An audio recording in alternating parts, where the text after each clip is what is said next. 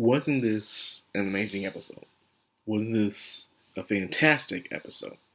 If you haven't noticed, and it's not just Nanahoshi, but when it is Nanahoshi, the episode's always so emotional, so well executed. You know, the emotions, the animation, the setting, the tone, the body language, the facial expressions of the characters are always great. From part one of season two, we have that one between Nanahoshi, Rudius, and Selfie, and how everyone kept talking about that episode, saying that was their favorite episode on that part. Favorite. They absolutely loved it. Then you have this one, and this might be a lot of people's favorite too, because of how things were played out, how well executed it was. Once again, tone, setting, body language, animation, all that stuff came into play to make such a uh, beautiful episode. This is what we got. Well played out. I know when you first watch this episode, in the beginning, you think things would be just the average daily life of Rudius Grey Rat, which a lot of people thought was going to happen because, as a light novel reader and even a manga reader, you're hoping that would happen. Rudius got a letter from Paul. Paul just found out that he went to the magical school, but he doesn't know that Rudius is married or he got a house and stuff like that. He doesn't know that because letter, mail there is still very not advanced enough. It's not, unfortunately, which sucks. So, anyways, Paul's letter is pretty much saying they found where Zenith is, and they're going to send the daughters, Ria's sisters, to where he's at, so things won't end up bad for them, for their safety. And then there's a part where Selphie and Rias are learning magic from each other. Selphie's trying to learn Disturb magic while Ria's trying to learn healing magic, but both of them can't seem to do it because of certain reasons.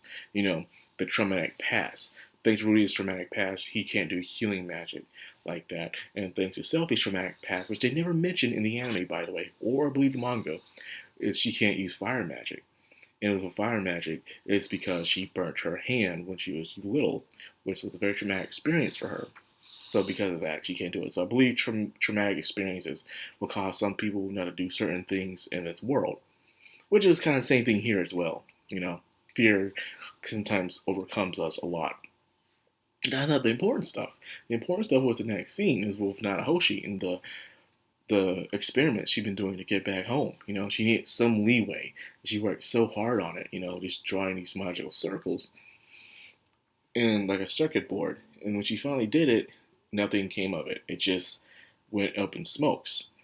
And this is the part where a lot of people can really attach themselves onto. You'll never know when you're desperate to do something, no matter how hard you want to try to do it, and it just won't happen. These things happen.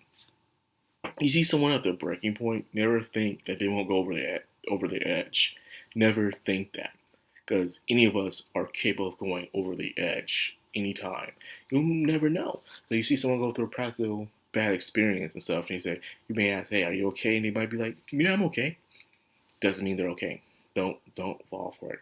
Just check on them, be vigilant, and see what happens. Because Nanahoshi freaked out, man. She breaking everything, smashing stuff up, turning up books, man.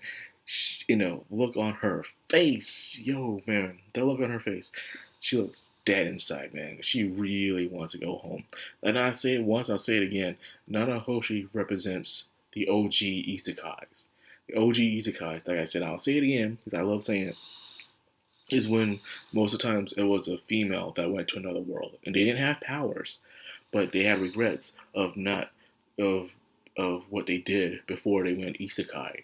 And they go on this journey of self-discovery, where they stand there more to them than meets the eye. And then they usually end up going back home, learning a lesson, and becoming a better person they were before, like Alice in Wonderland or a never-ending story. These things make people to want to become better. You even say Wizard of Oz, too. Wizard of Oz is one as well, not just Alice in Wonderland.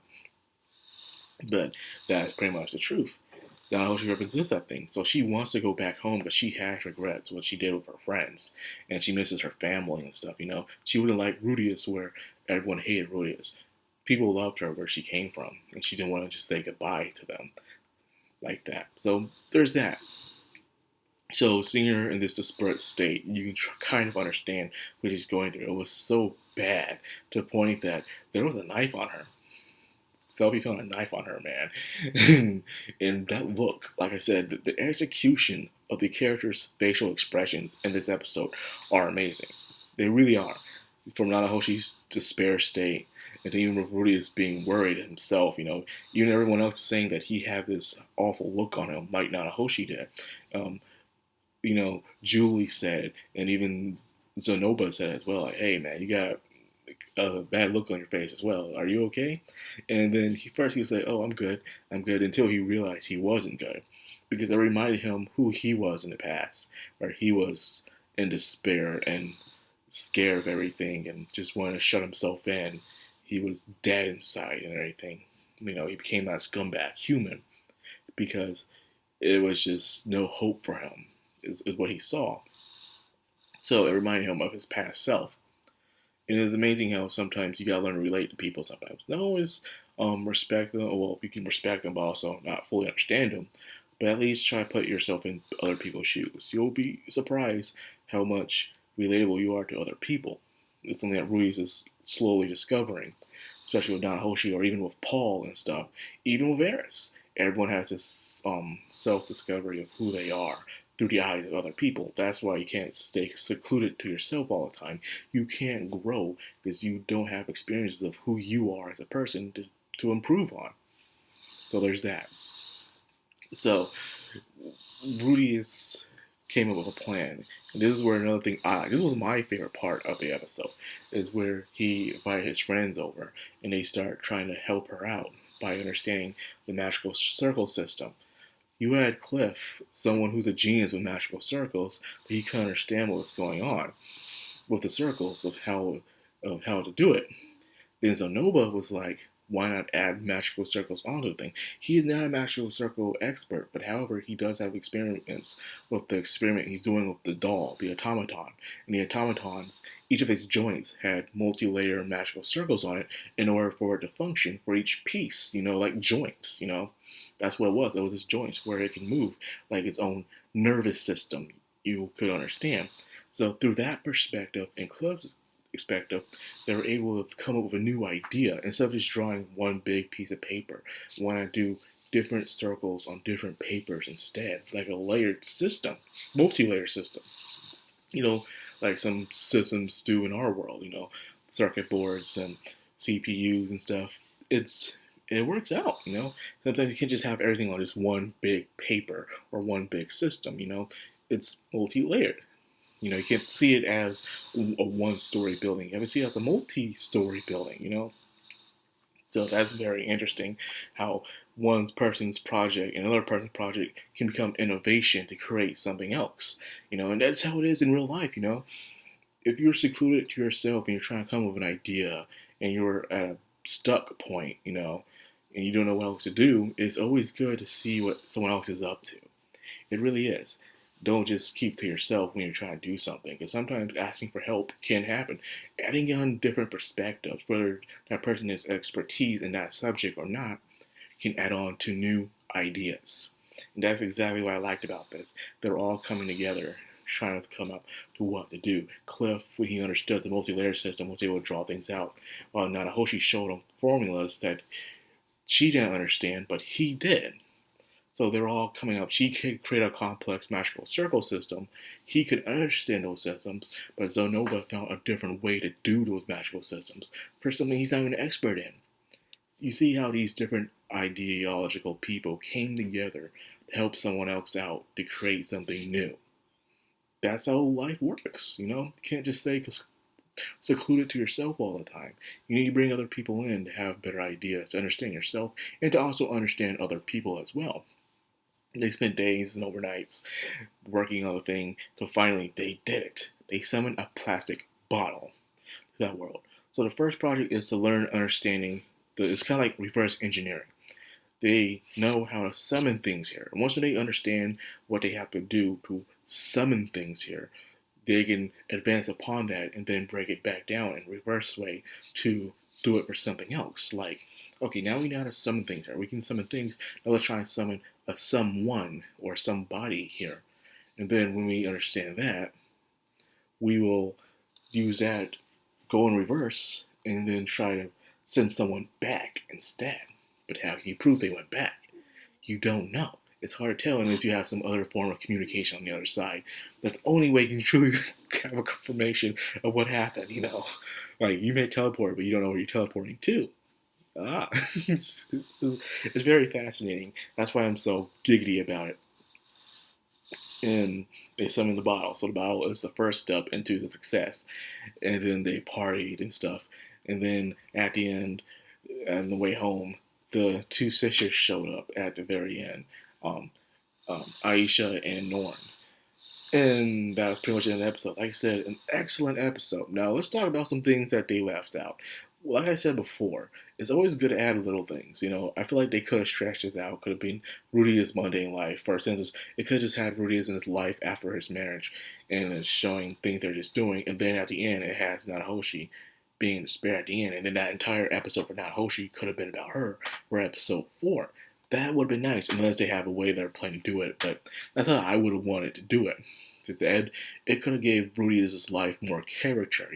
It's not like we're just peeking in on Rudy's marriage life, his life with his friends and stuff. There's things they skipped out on this episode. For instance, one scene where Rudy surprise hugs Selfie and she accidentally cuts herself and she heals. He feels sorry about it. Or where he reads the letter to Selfie, and Selfie's kind of disappointed that Paul didn't get the letter about their marriage yet.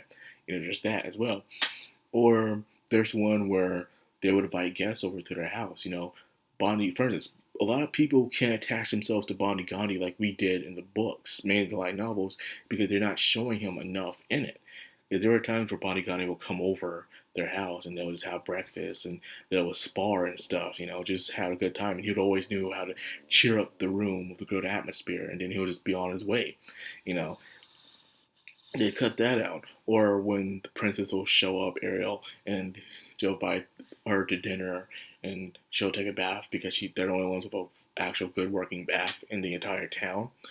Or Nanahoshi will show up, which is actually a very fun fact, where Nanahoshi would show up. Selfie would want to do it with Rudy's on that day. Mainly every time Nanahoshi showed up, Nanahoshi wanted to come eat the Better Earth food, and also take a bath where she missed from her old life. And like I said, Selfie has a thing against Nanahoshi. Really does. Of all the girls Rudius hangs out with, she doesn't see them as a threat. For some reason, Nanahoshi does. She feels like Rudius is related, really connected to her on a way she does not understand. So that puts some kind of insecurity on Selfie. So a fun fact is when Nanahoshi would show up, Selfie would want to do it with Rudius intensely, where she would moan very loudly to the point where Nanahoshi could hear it, and Nanahoshi would have trouble sleeping. Yes, that is a fact. Selfie was being spiteful, man. She was being really spiteful there. It's like, goodness, girl. Like I said, don't you think these parts would give so much character to the show? It will give character to the show, see these characters being spiteful, showing some of their flaws, the mundane things they would do, give some life to the show. Not just focus on only the main points of the show. It would have been nice. But that's just my opinion on the entire thing. Other than that, I still enjoyed the episode for what it was. But I'm just saying, the show itself would have been better and benefited from these mundane things that they were doing. It would have given, like I said, a lot of character to the characters and also the story itself. But hey, that's just me. So anyways, that's all I got for this video. I hope you guys enjoyed it. If you did, like, comment, subscribe, and of course, hit that bell icon. This has been Madcrownxox on Anime. Signing out.